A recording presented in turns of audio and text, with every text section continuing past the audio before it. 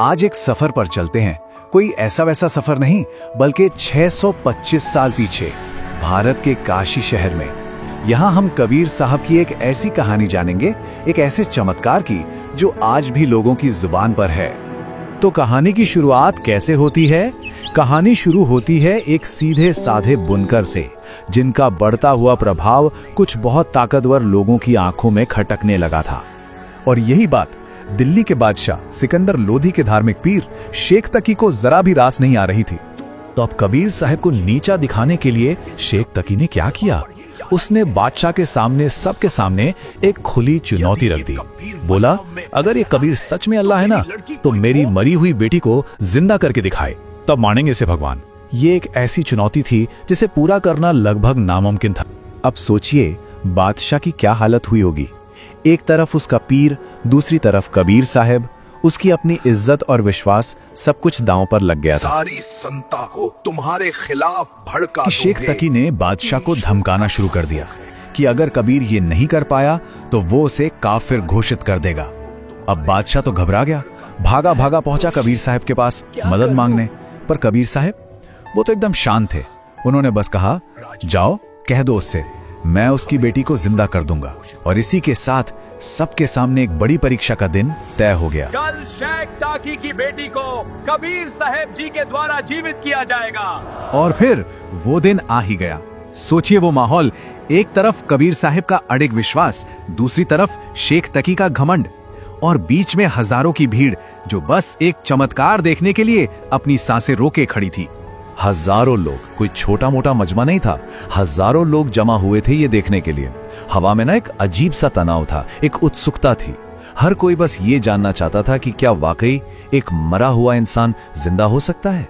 तो जब उस 12 साल की लड़की की कब्र खोदी गई, सबकी नजरें कबीर साहब पर थीं।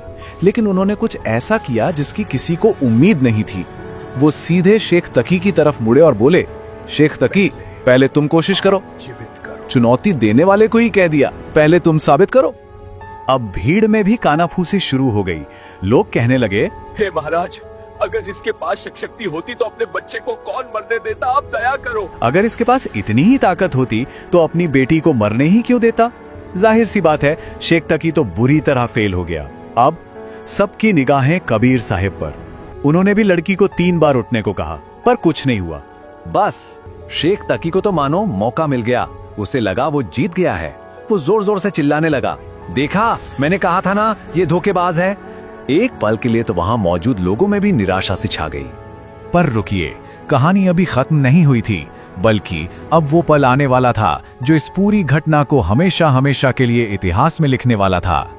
एक तरफ शेख तकी अपनी जीत का शोर मचा रहा था और दूसरी तरफ कबीर साहब, वो बिल्कुल शांत, एकदम स्थिर थे। उन्होंने बस धीरे से कहा, महात्मा बैठ जाओ, शांति रखो। उनकी इस शांति में ही कुछ ऐसा था कि पूरा माहौल ही बदल गया। और फिर कबीर साहब ने वो शब्द कहे जिन्होंने सब कुछ बदल दिया। उन्होंने कहा, हे जीवात्मा, तुम जहां कहीं भी हो, कबीर के आदेश से इस शरीर में प्रवेश करो और बाहर आओ। और इसके बाद जो हुआ उसे देखकर वहां खड़े हजारों लोगों की आंखें फटी की फटी रह गई।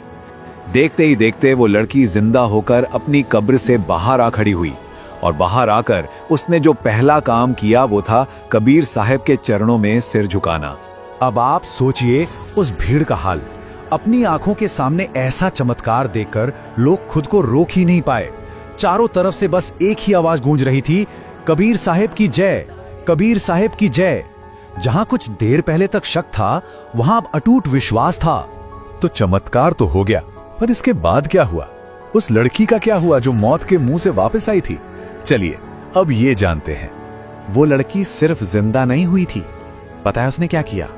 वो उठी और करीब 1.5 घंटे तक उसने लोगों को ज्ञान दिया। उसका संदेश बिल्कुल साफ था। उसने कहा, ये जो तुम्हारे सामने खड़े हैं, ये कोई आम जुलाहे नहीं है, ये तो परमेश्वर हैं, अनंत ब्रह्मांडों के रचयिता। और सिर्फ यही हैं जो किसी आत्मा को जन्म और मृत्यु के इस चक्कर से आजाद कर सकते हैं। और फिर जब कबीर साहब ने उसे कहा कि जाओ अपने पिता शेख तकी के पास जाओ, तो उस लड़की का जवाब सुनिए। मेरे असली पिता तो आप हैं। वो तो नकली पिता है। उस दिन जो कमाल हुआ था, है ना, उसी कमाल से कबीर साहिब ने उस लड़की को एक नया नाम दिया, कमाली। एक ऐसा नाम जो हमेशा उस चमत्कार की याद दिलाता रहे। और फिर कबीर साहिब ने कमाली को अपनी बेटी की तरह ही पाला। तो दोस्तों, वीडियो आपको कैसी लगी कमेंट करके जरूर बताना। अगर वीडियो अच्छी लगी हो तो लाइक करें और हमारे बीरा टून यूट्यूब चैनल को सब्सक्राइब करना ना भूलें। मिलते हैं अगली वीडियो में। धन्यवाद।